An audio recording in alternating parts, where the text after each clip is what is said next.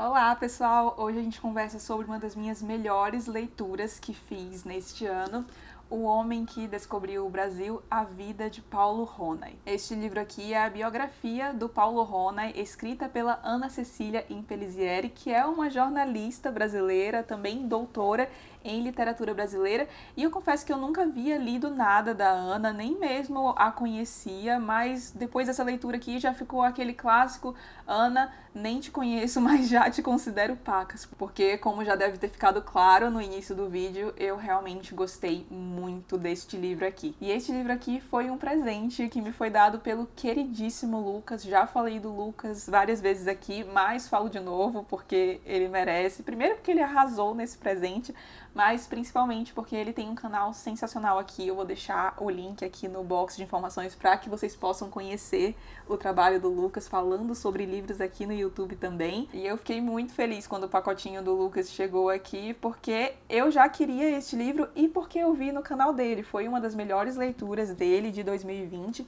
e eu fiquei super intrigada porque eu não imaginava que pudessem escrever uma biografia do Paulo Ronay, no sentido de que, conforme a própria Ana Cecília comenta aqui na biografia, a figura dele, infelizmente, ainda está um pouco obscura aqui. Ele é muito mais conhecido pelo seu trabalho de tradução, mas muito pouco pela sua própria produção, como crítico literário e como ensaísta. Espero que isso seja revertido com a publicação deste livro aqui. E, além disso, o Paulo Ronay foi uma figura que me interessou muito a partir do momento que eu soube da existência dele. Eu conheci o Paulo Ronay através deste livrinho fantástico aqui chamado Os Meninos da Rua Paulo, que é de tradução do Paulo Ronay, e ele faz aqui um prefácio muito legal para a obra, e no pós-fácio o Nelson Asher comenta um pouco sobre o Paulo Ronay, sobre a contribuição dele às letras brasileiras, e aí já fiquei muito interessado na figura do Paulo Ronay, e esse interesse aumentou mais ainda quando eu descobri que ele havia organizado uma antologia do conto mundial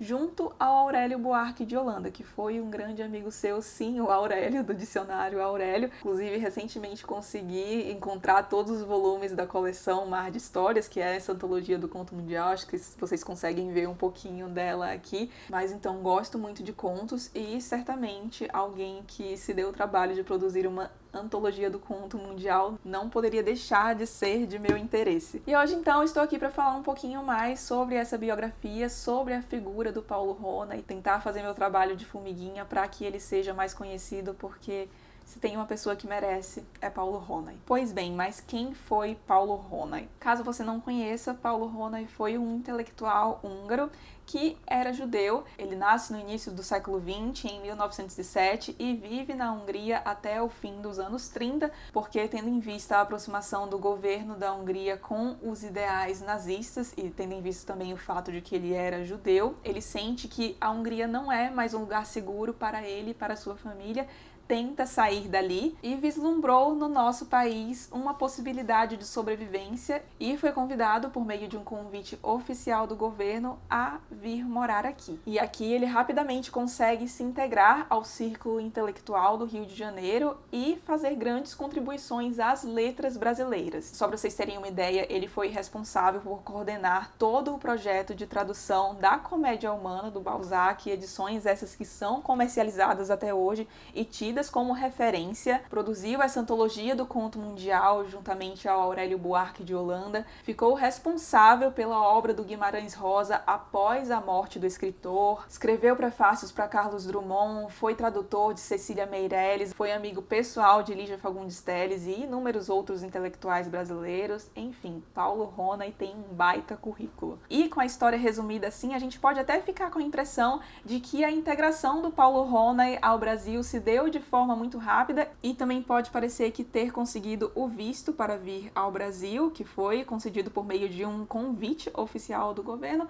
parece ter sido tarefa fácil, mas é aí que a gente se engana. A Ana Impellizieri, já na introdução excelente que ela faz a essa biografia aqui, diz que simplificações e resumos de uma história podem acabar ocultando detalhes muito importantes para compreender essa história em sua totalidade, e que esse é o caso do Paulo Ronay. A versão que é mais conhecida aí é que o Paulo Ronay publicou uma antologia de poesia brasileira, ainda na Hungria, e a partir da publicação dessa antologia ele teria sido convidado então para vir morar no Brasil. E realmente, talvez sem a publicação dessa antologia, como a Ana coloca aqui, talvez ele não tivesse sido convidado mesmo. Mas será que foi só isso? Nas palavras de Nora Ronay, viúva do Paulo Ronay, quem admira uma pérola, na maioria das vezes, não se dá conta do tempo e do processo necessários para que ela viesse a se tornar uma pérola.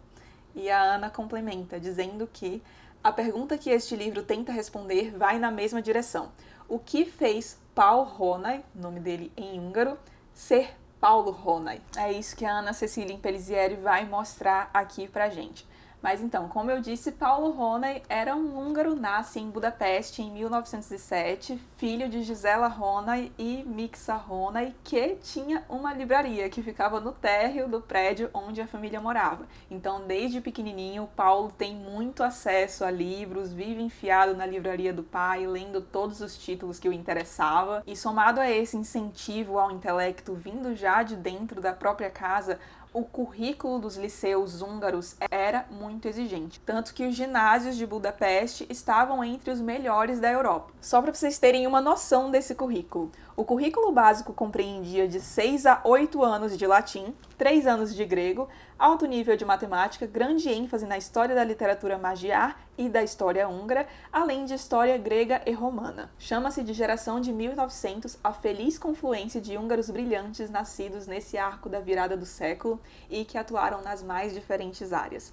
Entre 1875 e 1905, nasceram na Hungria nada menos que 5 futuros ganhadores do Prêmio Nobel. E esse cenário de fomento aos intelectuais não se observava somente na Hungria, mas em vários países da Europa. Se você quiser saber mais sobre esse cenário, você pode ler um livro do qual eu praticamente não falo aqui no canal, a autobiografia do Stefan Zweig, que ele detalha bem essa atmosfera de incentivo às artes e ao intelecto, na qual o Paulo Ronay estava inserido. E ele faz muito proveito de toda a educação de qualidade que ele teve e, após se formar no ginásio, vai para a França, passa um período estudando na Sorbonne e na Aliança Francesa, dedica-se bastante a Balzac, que é uma de suas grandes paixões, conhece outros países da Europa e este é um período no qual ele se dedica muito à tradução. Afinal de contas, o Paulo Ronay não vem de uma família muito abastada, então ele precisa fazer dinheiro para conseguir manter os seus estudos e a sua vida ali na França. E aqui nesse período, então, já fica essa característica muito marcante do Paulo Ronay, que é uma coisa que vai impressionar os brasileiros aqui,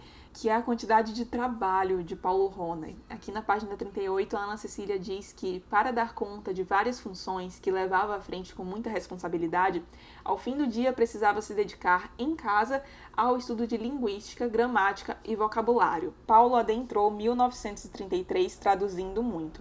Ao mesmo tempo, tentava consolidar a carreira de professor e, quem sabe, ainda encontrar uma boa oportunidade de trabalho na imprensa. Por fim, acabou juntando as 3 frentes. Traduzia em casa, dava aula de línguas e ainda por cima aceitou a proposta de trabalhar em um jornal como redator e tradutor. E enquanto Paulo está ali se desdobrando nos seus trabalhos, nas suas traduções, a ameaça nazista começa a crescer na Hungria. E tendo em vista tudo o que acontecia nos países vizinhos em relação ao avanço do nazismo, ele começa a se dar conta de que a Hungria não é mais um lugar seguro para ele e para sua família. E eu queria ler um pouquinho a descrição que a Ana faz aqui da vida dos judeus ao longo dos anos 20 até o fim dos anos 30, porque é uma coisa estarrecedora. O comandante da nação era também um antissemita assumido. Em carta a um de seus primeiros ministros, escreveu certa vez: "Acho intolerável que na Hungria toda fábrica, banco, fortuna, negócio, teatro, imprensa, comércio, etc., esteja em mãos judias, e que o judeu seja a imagem refletida da Hungria, sobretudo no exterior. Os judeus eram, de fato, maioria em muitas atividades. Por isso, já em 1920, o governo húngaro instituiu o numerus clausus, restringindo a 5% a participação de judeus em universidades, com a justificativa de que o número refletiria a porcentagem desse grupo étnico na população local. Paulo Ronay sofrera com as restrições e, por ser judeu, fora proibido de ingressar na universidade. Admirado pelos colegas, contou com a solidariedade de um amigo de infância que, reconhecendo seu mérito, cedeu seu próprio lugar. Não aceitou que Paulo, o mais brilhante aluno do ginásio, fosse impedido de cursar a graduação. Em maio de 1938, entra em vigor a primeira lei antijudaica na Hungria, que restringia a 20% o número de judeus aptos a participar de negócios e a ocupar determinados cargos. Paulo então começa a procurar alternativas de sobrevivência para ele e para sua família, querem sair da Hungria o mais rápido possível. Alguns de seus irmãos já haviam conseguido ir para a Turquia, mas ele ainda está preocupado com o resto da família que permanece ali, além de consigo mesmo. E ao buscar essas alternativas, o Paulo percebe que a tradução não é mais apenas uma paixão e um trabalho, mas que pode representar uma maneira da família dele conseguir escapar daquele destino que estava se desenhando ali na Hungria. Então ele intensifica as traduções que ele está fazendo, também começa a enviar mais correspondências para os países com os quais ele já tinha algum tipo de interação. E eis que, em 1937, Paulo Ronay ganha de presente uma edição de, adivinhem, Dom Casmurro, do nosso Machado de Assis. Se dá conta de que uma literatura que tem Machado de Assis como componente deve ter muita coisa boa, então começa a pesquisar mais livros brasileiros e acaba se apaixonando por um poeta chamado Ribeiro Couto, poeta e diplomata brasileiro, aliás, que mal sabia Paulo seria essencial para sua vinda aqui no Brasil. Daqui a pouco a gente vai falar um pouco mais de Ribeiro Couto. E nessa busca dele por conhecer mais a literatura brasileira, ele tem acesso a uma antologia de poesia brasileira e começa a verter esses poemas para o húngaro. E começa então para Paulo Ronay a descoberta do nosso país através da nossa literatura. E certo dia ele ouve de um aluno seu que esse aluno e a família desse aluno irá emigrar para o Brasil, e ele já está bastante em contato com a nossa língua, com a nossa obra, já tendo contato até mesmo com alguns dos nossos autores, e começa então a vislumbrar no Brasil uma possibilidade de sobrevivência. Decide então ir ao consulado brasileiro na Hungria, tenta fazer algumas tentativas de falar com o cônsul, eis que consegue e começa a dar aula de francês para o diplomata brasileiro Moreira da Silva. Continua a fazer traduções de obras brasileiras, começa a enviar cartas para o Brasil falando do trabalho que ele vem fazendo, e um dia ele recebe do Moreira da Silva um exemplar do jornal Correio da Manhã, que tem uma nota falando do trabalho que o Paulo Ronay está fazendo, que tem esse intelectual húngaro que está divulgando a obra brasileira pela Hungria. E a partir disso ele começa a se dedicar com cada vez mais afinco à tarefa de conseguir emigrar para o Brasil. Traduz mais poemas, principalmente de Ribeiro Couto, até que certa vez ele vê em um documento o nome de Ribeiro Couto, que trabalhava no consulado holandês, e decide então mandar uma carta para esse homem, para esse Ribeiro Couto, para perguntar se ele era o mesmo Ribeiro Couto das poesias que ele tanto amava. E aí descobre que sim, era o mesmo Ribeiro Couto, e a partir das cartas trocadas entre os dois nasce uma grande amizade, e amizade essa que seria responsável pela vinda de Paulo Ronay ao Brasil. E essa parte é uma delícia de acompanhar aqui, porque a gente vê algumas das cartas. O Ribeiro Couto ajudava muito o Paulo Ronay com aspectos da tradução. Paulo Ronay também chama a atenção de outro diplomata brasileiro chamado Otávio Fialho, que manda a antologia que o Paulo fez, né, dessa tradução da antologia brasileira vertida para o húngaro, para Getúlio Vargas, que por sua vez redige uma carta de próprio punho ao Paulo Ronay, congratulando-o pelo trabalho, pela divulgação que ele vem fazendo da literatura do Brasil. E apesar de ser incrível acompanhar esse momento da história, dá uma aflição, porque a gente vê que tem muita coisa acontecendo que vai dando muita esperança para o Paulo Ronay, mas o cerco em torno dos judeus vai se fechando cada vez mais, inclusive com a diretriz do próprio Getúlio Vargas de instruir os diplomatas que dificultem a entrada dos judeus aqui no Brasil. E enquanto isso, o cerco está se fechando ali na Hungria. Vão surgindo alguns campos de trabalhos forçados, que são estágios imediatamente anteriores aos campos de concentração. Tem parentes do Paulo que são enviados para esses campos de trabalho. O próprio Paulo passa um tempo num desses campos, e depois de muito perrengue mesmo, em 1940 o visto do Paulo é finalmente emitido. Ele vem então a convite do governo, mas por trás teve muito trabalho. Os diplomatas Ribeiro Couto e Otávio Fialho trabalharam bastante para que isso aconteça, mas quem trabalhou mesmo e fez por merecer esse visto foi o próprio Paulo Ronay, que se dedicou incansavelmente por anos e anos à tradução de poesia brasileira, divulgação da cultura brasileira na Hungria, e isso não parou quando ele veio para cá. E logo que chega ao Brasil, mais especificamente ao Rio de Janeiro, percebe que não dá para ficar de braços cruzados, começa a procurar trabalho, começa a escrever alguns artigos de crítica literária, começa a oferecer aulas de línguas em jornais,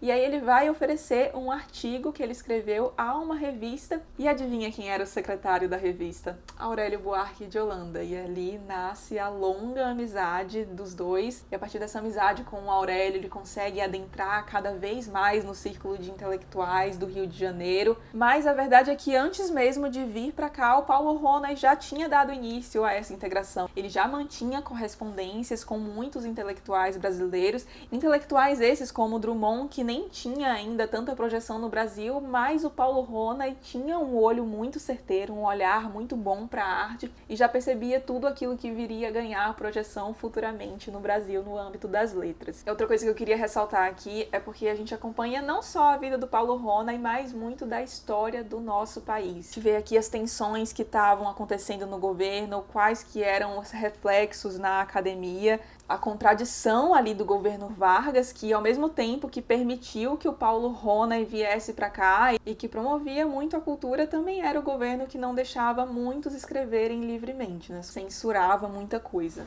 E como fruto do seu trabalho, 4 meses após a sua chegada ao Brasil, Paulo Ronay já estava empregado, já dominava completamente o português, só que apesar da sua rápida integração, dos ótimos contatos que ele tinha aqui, ele se vê muito angustiado porque somente ele veio ao Brasil, mas a sua família ainda permanecia na Hungria. Ele tinha uma sensação de culpa muito grande, porque ele estava aqui salvo enquanto a sua família ainda corria grande perigo na Hungria. E recebendo as notícias, campos de concentração, a Alemanha reforçando cada vez mais a sua postura bélica, essa angústia começa a aflorar no Paulo e aflora ainda mais quando ele tem a notícia que Stefan Zweig, que estava exilado também no Brasil, mais especificamente em Petrópolis, havia se suicidado e começa a temer então que ele tenha o mesmo destino do Zweig. A gente tem aqui na página 173.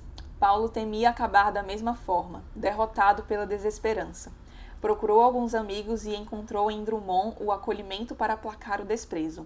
Zweig não conheceu as pessoas certas. Sua história é outra, meu caro amigo. E logo depois tem início uma seção do livro chamada Desterro, Identidades em Trânsito, no qual a coisa mais legal aqui para mim dessa seção é a comparação que a Ana faz entre a experiência de exílio do Ronay e do Zweig. Fala um pouco mais da experiência do Zweig no exílio, coisas que eu não sabia e, meu Deus, acho que quem leu isso aqui vai se identificar, mas eu fiquei morrendo de pena do Zweig, porque ele foi bastante incompreendido pelo meio intelectual aqui, o meio artístico brasileiro, e me deu um baita aperto no coração. Fala também de alguns outros intelectuais da Europa que tinham vindo se exilar aqui no Brasil, como o Otto Maria Carpo. Aliás, lendo essa biografia do Paulo Ronay, eu fiquei com muita vontade de ler uma biografia do Carpo, porque ele é outra figura que também me interessa muito e que foi amigo pessoal do Ronay, os dois foram amigos. Então, editoras, por favor, agora que tem uma biografia do Paulo Ronay, eu também tenho uma esperança de que alguém se prontifique aí para fazer uma biografia do Carpo, cruzando os meus dedos por aqui. E a história do Paulo Ronay, gente, é uma coisa que daria muito o filme. Eu falei pra caramba sobre isso com o Lucas, porque tem cenas aqui que são dignas de filme mesmo. Fora que vê o acolhimento que muitos deram ao Paulo, nessa angústia dele até de não conseguir trazer a família, muitos prestam apoio, muitos se mobilizam a realmente conseguir trazer a família do Paulo pra cá, o que acontece, felizmente. Algumas perdas, infelizmente, já haviam acontecido, mas ele consegue trazer parte da família dele pra cá, e muito pela dedicação incansável de alguns amigos dele, como o Ribeiro Couto, o Carlos Drummond de Andrade, E confesso que ler esse livro dá até uma pontada de esperança no nosso país, sabe? Ver que a gente tem gente dessa estirpe e que sim, essas pessoas estão por aí, por mais que o cenário que a gente enfrente seja algo desolador, mas foi bom ter esse alento, sabe? Lembrar da essência, do que eu acredito que seja a essência do povo brasileiro. Então, quando a família do Paulo vem, ele já começa a ficar um pouco mais tranquilo, aí sim, tá numa felicidade quase que completa.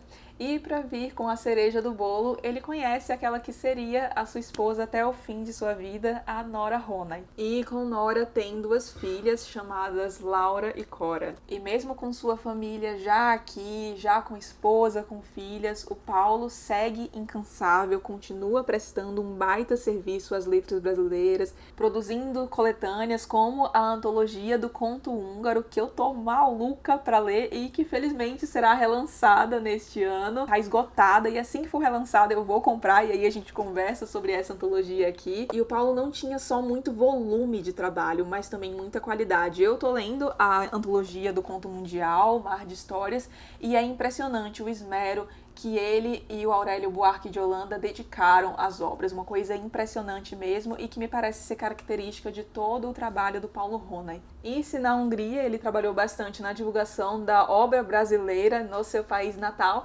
aqui ele tenta apresentar um pouco da Hungria para nós, porque ele acredita muito nessa coisa do intercâmbio entre os povos e da tradução sendo uma ponte, uma coisa muito humanista mesmo. Parte de seus esforços estão então nessa antologia do conto húngaro, também na tradução dos Meninos da Rua Paulo, que, meu Deus, apenas leiam isso aqui, isso é fantástico. E continua trabalhando incansavelmente, até mesmo quando se retira com a Nora Ronay para o seu sítio chamado Pois é, que fica em Nova Friburgo, até que falece em 1992, vítima de um câncer de garganta, com 85 anos, dos quais 51 haviam sido vividos em terras brasileiras. Livro impressionante. Lucas, eu não sei nem como te agradecer por isso aqui. Muito obrigada, de verdade. Tornou-se um dos meus livros do coração. Fora que, além de tamanho aprendizado, de ter o prazer de conhecer mais da figura do Paulo Ronay, isso aqui é uma delícia de ler. Você lê voando, apesar de muita tristeza, não deixa de ser um livro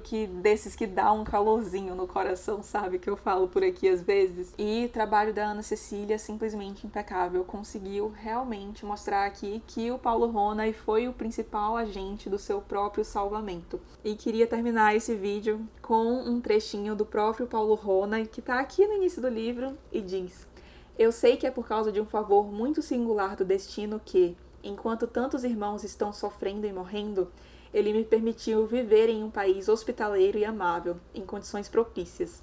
Assim, eu tenho sempre tentado não abusar dele. E, desde que eu estou aqui, eu não paro de trabalhar.